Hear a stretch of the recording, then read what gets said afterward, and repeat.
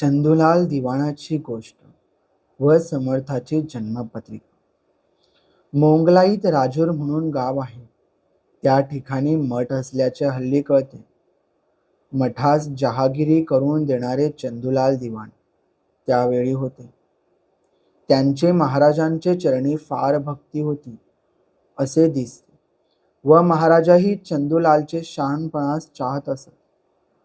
कारण कोणी सेवेकरी हुशार दिसल्यास महाराज त्यास चंदूलाल या नावाने हाक मारीत.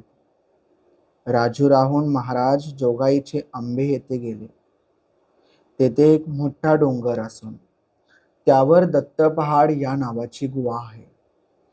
त्यात महाराज काही दिवस जाऊन राहिले. ही गुहा कोहळ अरण्यात आहे.